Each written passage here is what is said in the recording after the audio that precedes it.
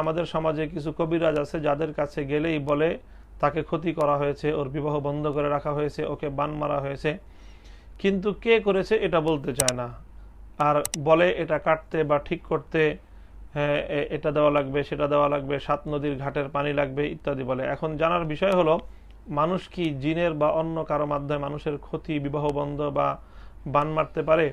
যদি পারে তবে এর নিরসন কি কোরআন হাদিসে আছে? সবিস্তারে জানালে উপকৃত হব।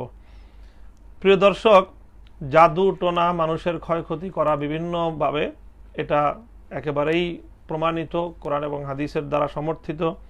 আল্লাহ পাক রব্বুল আলামিন কোরআনে পাকের মধ্যেও জাদুর উল্লেখ করেছেন, ওয়াত্তাবাউ মা তাতলু শায়াতিন আলা মুলকি সুলাইমান ওয়া মা কাফারা সুলাইমান ওয়ালাকিন্না শায়াতিনা কাফারু ইউআল্লিমুনা আন-নাস আস-সিহর, যে শয়তান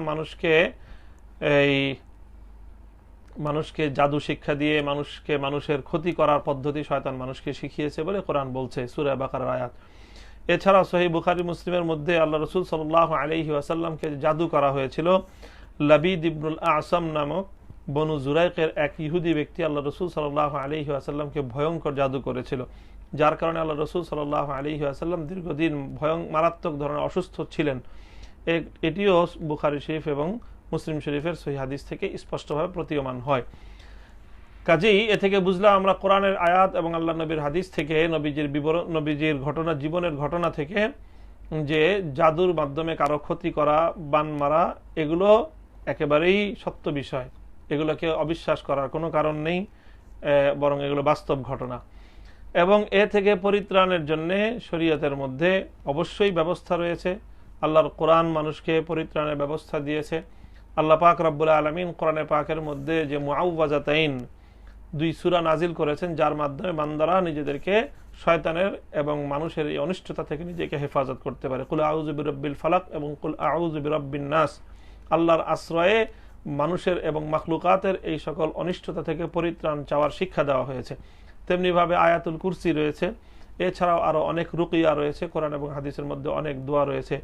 ইব্রাহিম আলাইহিস সালাতু ওয়াস সালাম প্রতিদিন তার সন্তান ইসহাক এবং ইসমাইল আলাইহিস সালামকে যেই কিছু কালিমা পড়ে, কিছু দোয়া পড়ে তাদেরকে সকাল সন্ধ্যা তাদেরকে ফু দিয়ে দিতেন, রুকিয়া করে দিতেন। আল্লাহ রাসূল সাল্লাল্লাহু আলাইহি ওয়াসাল্লামও তার প্রিয় দৌহিত্র হাসান হোসেনকে সকাল সন্ধ্যা আউযু বিকালিমাতিল্লাহিত তাম্মাতি মিন কুল্লি শাইতানিন ওয়া হাম্মাহ ওয়া মিন কুল্লি আইনিন লাম্মাহ উঈযুকুমা বিকালিমাতিল্লাহি উঈযুকুমা, এরকম বিভিন্ন দোয়ার মাধ্যমে রাসূল সাল্লাল্লাহু আলাইহি ওয়াসাল্লাম নিজের দৌহিত্রদেরকে শয়তান এবং মাখলুকাতের অনিষ্টতা থেকে আল্লাহর আশ্রয় দিতেন এবং নিজেও এই সকল দোয়ার মাধ্যমে এই সকল জাদু ইত্যাদির ক্ষতি থেকে বাঁচবার জন্য রুকিয়া করতেন।